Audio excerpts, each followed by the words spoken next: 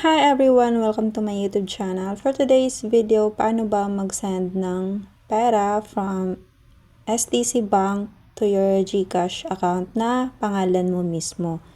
Okay, kapag nandito na tayo sa STC Bank, guys, dati ang tawag dito is STC Pay, ngayon STC Bank na po. So, ganito yung tsura niya pag na-open na natin yung STC Bank sa ating application. And then, scroll down, hanapin mo yung transfers. Tap mo yan, eto. Then, pindutin mo yung international transfer. Kasi nga yung GCash natin is yung Philippine number. Okay, tap nyo lang po yung Western Union. Then, mag-a-add po muna tayo ng beneficiary, which is yung pangalan natin. I-add natin dito sa tap nyo yung add new recipient. Ito guys, yan. Add new recipient, and then ito yung lalabas. Ayan sa full name. Syempre, kung pangalan mo, isulat mo yung buong pangalan mo. And then dito sa relationship, pwede mo din siya ilagay sa personal. Ito, personal. And then sa country, of course, piliin pa natin yung Philippines. Kasi nga yung GCash natin is Philippine number. Then, delivery option, itap natin yan. Pindutin natin yung transfer to a mobile wallet. Kailangan talaga yan para lalabas yung GCash account or GCash. Tap natin yung transfer to a mobile wallet. And then, ayan, review nyo lang. Make sure tama yung pangalan nyo. And then, continue. Then, dito sa mobile wallet name, pangalan ng GCash. Ayan, tap mo yung GCash, ayan. Ito pala, GCash. iCash pala yan, sorry. Ito, GCash Popular. Tap mo yan, and then, receiver's mobile country code. Siyempre, plus 63 tayo kasi nga Pinas. Or, hanapin natin yung Philippines. Ayan, plus 63. And then, receiver's mobile number, isulat mo yung, ayan, paste mo dyan yung number ng GCash mo. Guys, wag na lang po lagyan ng 0 ha. Para, nag-try ako dati, nilagyan ko ng 0, hindi siya na-approve. And then, nag-try ako ulit, tinanggal ko yung 0, na-approve po siya.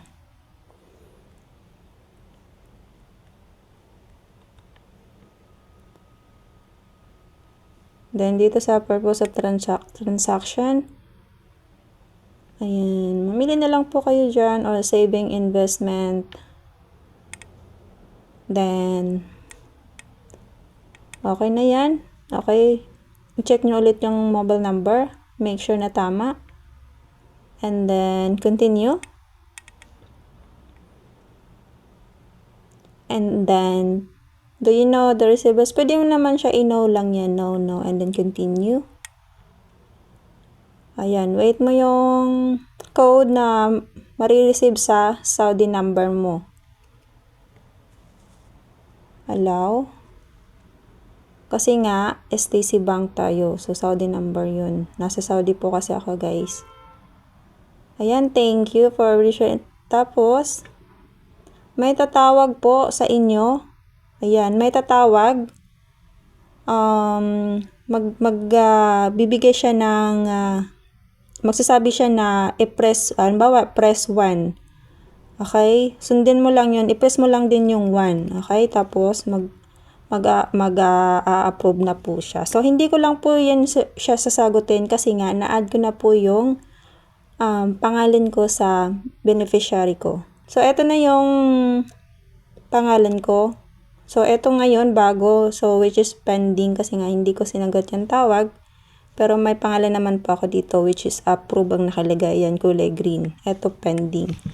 So, ganyan na po maglagay ng pangalan mo sa beneficiary sa STC Bank mo dito sa Saudi.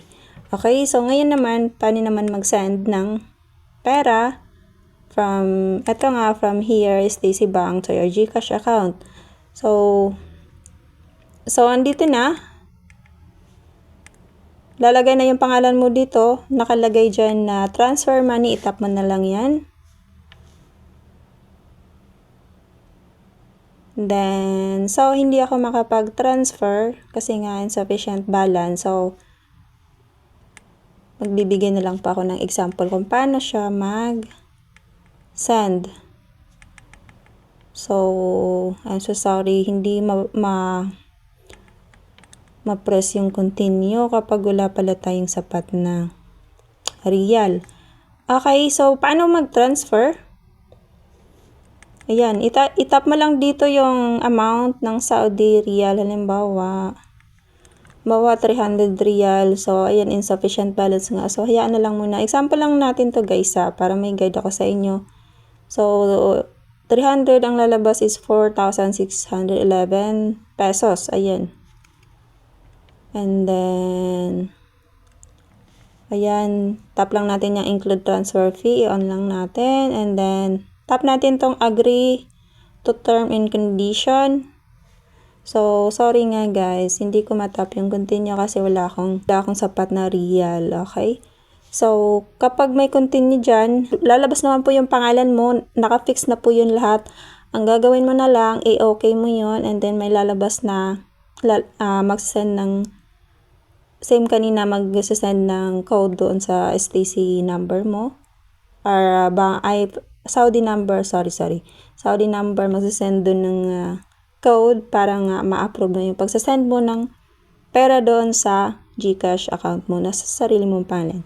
So, yun lang. Thank you for watching. And kung naguluhan kayo sa mga sinasabi ko, just comment lang po.